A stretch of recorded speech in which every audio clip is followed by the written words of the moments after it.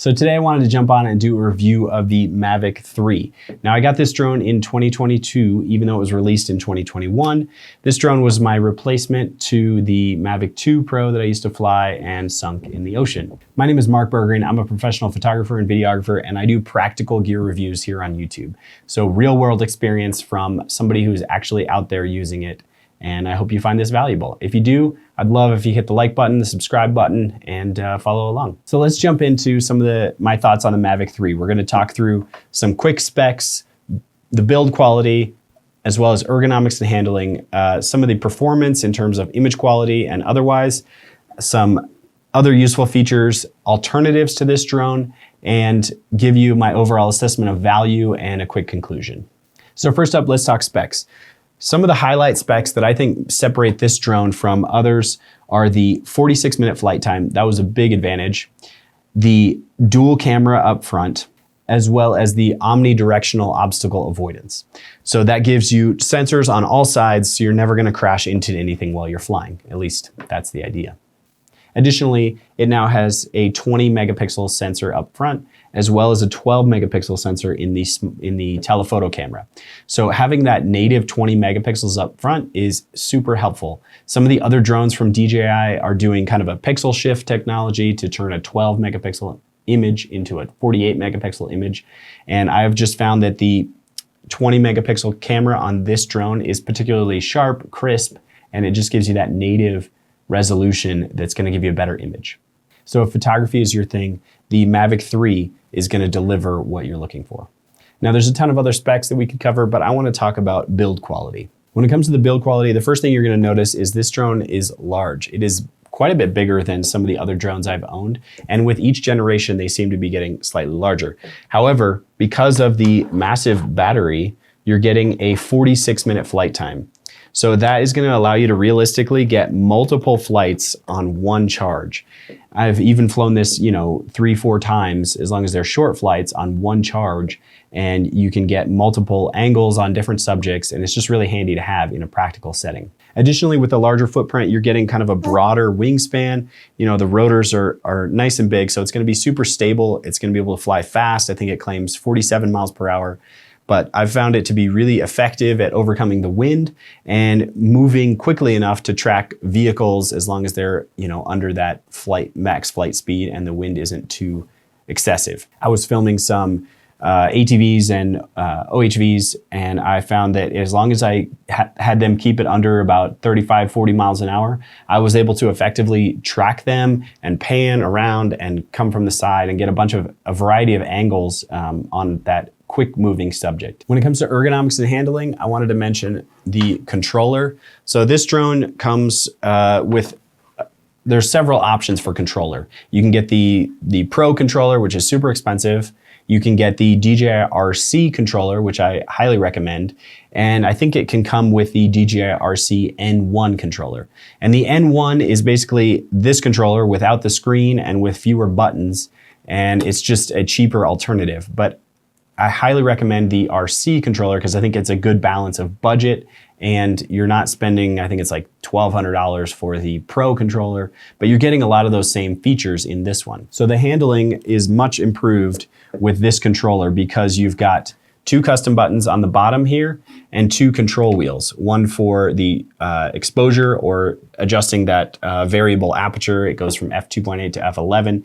You can quickly adjust your exposure in flight and not have to swap ND filters or anything like that. You can just quickly do it here. And then gimbal tilt on this wheel. I also programmed these bottom buttons. This one flips the gimbal from pointing down to pointing up. So if you want to quickly check what's below you, that's a super handy feature to have. This button I customized to switch between the lenses. So if you want the telephoto lens, press that button, press it again, goes back to the wide angle lens. Now you'll notice this little accessory thing right on the front here. This kind of protects the control sticks so you don't have to take those off when you're stashing this in your bag. I'll talk through some of the other accessories I have for this drone later in that section. So let's talk about some of the performance of the camera and in terms of image quality. So when it comes to that 20 megapixel sensor, as I mentioned, that's gonna be great for photographers because it gives you that native resolution and you won't be expanding a smaller sensor to get a expanded megapixel count. Another thing I noticed with the photos is they're coming in a slightly taller resolution. So that is giving you a little bit more height, which is great if you want to crop in on your photos.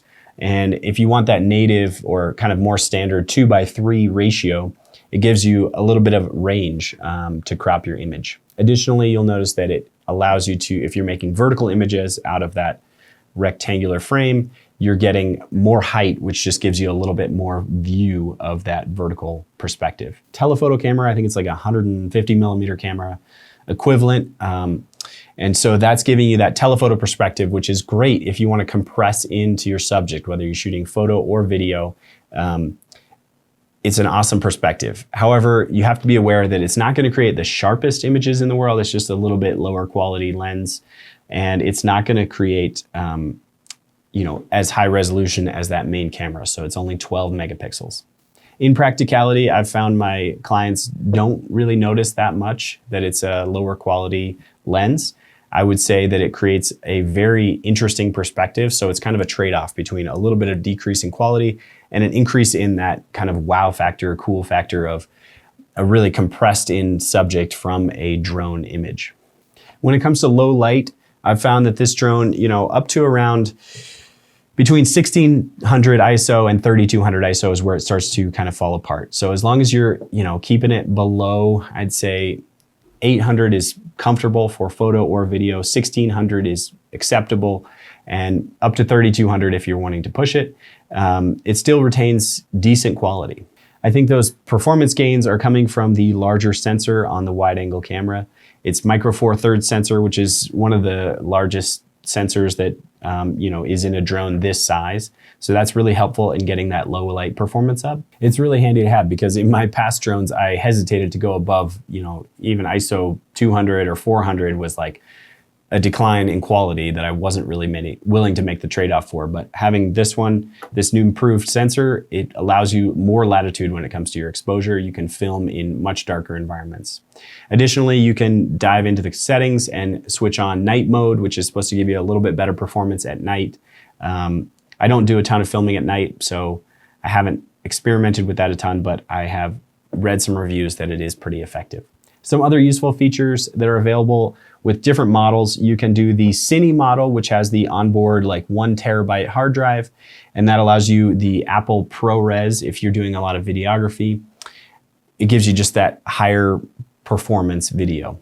There's some variation up front. You could get the Mavic 3 Pro, which has 3 cameras up front. And then there's also the Mavic 3 Classic, which is just 1 camera up front at a lower price point. So that brings me to some alternatives to the Mavic 3. Really, you're looking within the DJI ecosystem. There's Autel, there's X-Dynamics, there's several other drones, but realistically, I've come to really like the interface from DJI, and I think they're kind of dominating the market at this point. So having, a micro four thirds sensor up front and some of the, extended flight time and those types of features, you're going to be looking at a DJI drone. So whether you're looking at the Mavic 3 Pro, which gives you the 3 cameras up front, that's going to be a slightly higher price point, or the Mavic 3 Classic is going to give you a lower price point, only 1 camera up front, which to me is a little bit of a sacrifice because I really like playing with that parallax effect you get from the super telephoto and that compression you get in your images. I just think it's a really unique perspective, and I've really enjoyed utilizing it. Alternatively, you could downgrade to say like a Mavic Air 2S, I think is probably one of the closest equivalents in terms of photo performance. A lot of people like that because it has that higher quality sensor up front, 20 megapixels again, and it's going to give you a lower price point to get into that photo quality. There's also, the Mini series, the Air 3, but a lot of those are going to be using a lower quality sensor up front. And I just think in terms of photos, it's not going to give you the same performance as a native high resolution camera sensor. So for me, in terms of value, the Mavic 3 is where it's at. It's an expensive drone, but it's giving you a ton of performance, and you're getting things like that extended flight time, dual cameras, omnidirectional obstacle sensing, super high resolution 20 megapixel camera up front. It's just a great combination of all around features that I found to be just what I need for my work as a professional photographer and videographer. Lastly, I wanted to talk through a few accessories that I've really appreciated with this drone. First off is this little sunshade and stick cover. It allows you to not have to worry about these things getting bent and not having to unscrew them each time you want to stash this away. It also blocks the sun. If you want to fly in bright sunny conditions, you can kind of use this to block your screen and get a little better readout. I also really like having these little threaded things attached to a camera strap, so I can put this over my neck, let this hang, and it allows me to land and catch the drone while the controller is just around my neck. I have found it pretty useful if you're flying, you know, somewhere where you need your hands accessible, so you can just set this down and do something else and have it around your neck, and you're not going to drop the controller. A couple other small things that I have. I really like I have a polarizing filter, which is great for cutting reflections on bodies of water or even just on leaves and nature itself. It's really great to have up front. It only drops your exposure slightly. So if you are in super bright conditions and you want to maintain that 180-degree shutter rule, you're going to need an ND filter. This is an ND16, which I've found to be kind of a good compromise. So if it's generally, I always fly with the polarizing filter, but if it's super bright out and I want to get a lower exposure value, I drop on the ND16 and it works well for me. The last thing I really recommend is a hard case. So having some kind of Pelican case to throw this thing in, it allows me to just throw the drone in the back of the truck and I know I have everything with me. I keep the batteries, the charger, the filters, controller, everything in one box, and I can just throw that in the back of the truck and I know I've got everything with me. Thanks so much for watching. I hope you enjoyed my review of the Mavic 3. It's an awesome drone that I've really appreciated over the last year, helping me on photo and video projects. So if you have any specific questions, I'd love to hear from you down in the comments, and I'll see you in the next video.